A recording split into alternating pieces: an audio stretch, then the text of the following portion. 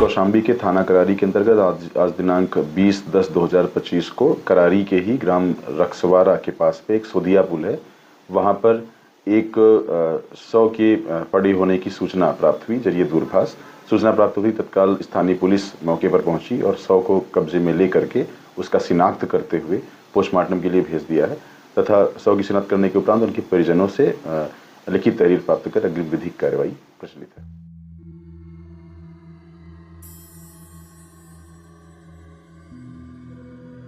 कौशाम्बी में कोटेदार की चाकू मारकर हत्या हुआ था। उसमें उसका भतीजा भी नहर के पुलिया के पास घायल अवस्था में पाया गया। उसी को लेकर पुलिस ने 6 घंटे के भीतर ही आरोपी को गिरफ्तार कर लिया और पेश कर उसे जेल भेज दिया गया है। आखिर ये ब्लाइंड मर्डर केस था। इसमें पुलिस छानबीन कर रही थी, कुछ समझ में नहीं आ रहा। हत्या जिसका हुआ था उसका परिवार वाले ने अज्ञात के खिलाफ हत्या का मुकदमा भी दर्ज किया था, लेकिन पुलिस उलझी हुई थी कि हत्या किसने किया। लेकिन ये कहानी में काफ़ी सस्पेंस है कि हत्या किसने किया। आखिरी में खुलासा होगा कि हत्या करने वाला कोई और नहीं, वही था। तो नमस्कार, काला सच सफ़ेद झूठ की इस कहानी के एपिसोड में आपका बहुत बहुत स्वागत और अभिनंदन है। केशव चौधरी फिर लेके आया है क्राइम से संबंधित सच्ची घटना पर आधारित एक कहानी, जो कि आपको झकझोर कर रख देगा और आप सोचेंगे कि ऐसा हत्या होता है। और फिल्मी तरीके से ये एक स्क्रिप्ट के रूप में हत्या किया गया था और पुलिस भी इसमें उलझी हुई थी कि आखिर इसका हत्यारा कौन है। तो कहानी शुरू होती है उत्तर प्रदेश के एक शहर पड़ता कौशाम्बी में करारी थाना क्षेत्र के गांव कटरा पड़ता है। सोमवार की भोर सोनिया पुल के पास कुछ युवक ग्रामीण गुजर रहे थे कि वहां पर नहर के पास एक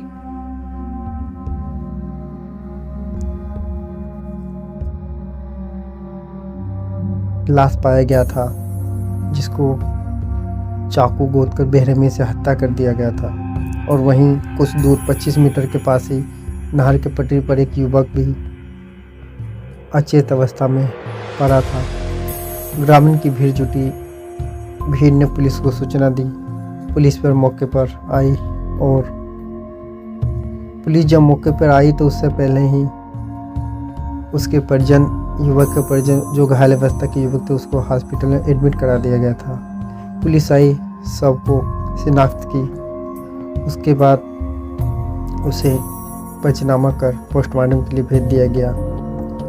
आसपास पूछताछ शुरू, क्योंकि ग्रामीण क्षेत्र होने की वजह से वहाँ सीसीटीवी कैमरा नहीं था।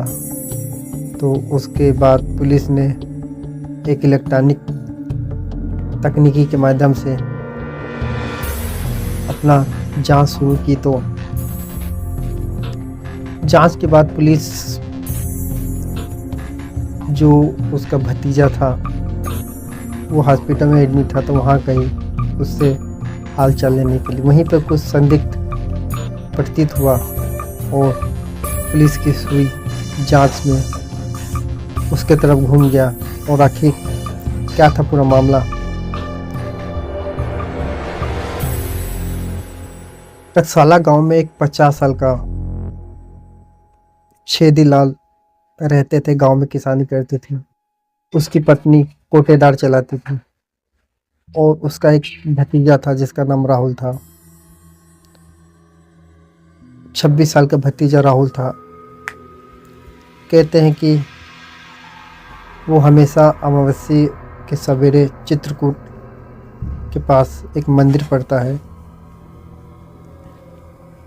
कामाता नाथ, दर्शन करने के लिए जाते थे।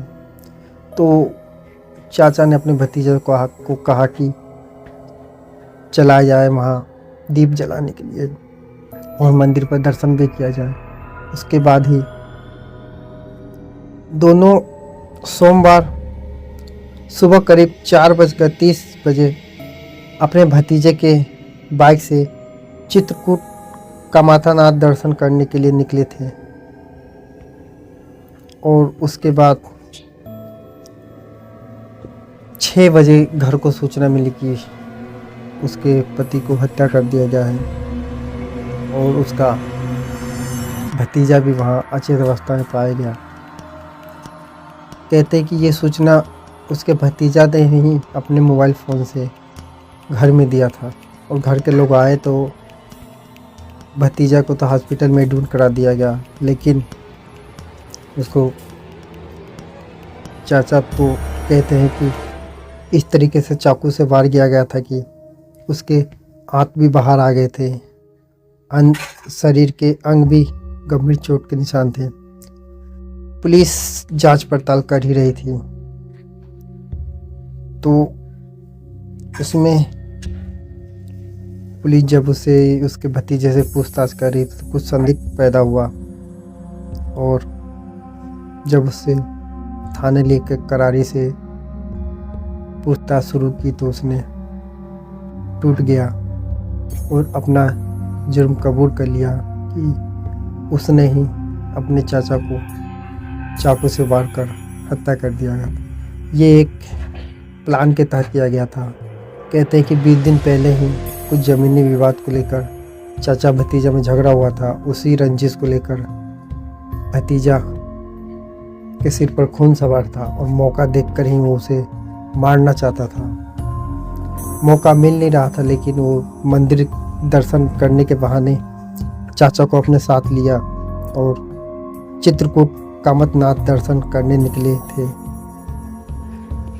और रास्ते में ही सुनसान जगह पाकर एक सोंदिया पुल नहर है, भतीजे ने चाचा पर चाकू से ताबड़तोड़ हमला कर दिया, जिससे कि चाचा की मौके पर ही मौत हो गई। जबकि खुद राहुल ने किसी हमला झूठा नाटक करते हुए वहाँ भागने की कोशिश किया और खुद भी जाकर वो बेहोश होने के नाटक करने के बाद लेट गया। लेकिन पुलिस जब वहाँ जांच कर रही थी तो पता चला कि चाचा पे तो ताबड़तोड़ चाकू से वार हुआ था, लेकिन भतीजे पर एक भी खरोच नहीं था और किसी प्रकार से चोट के निशान नहीं।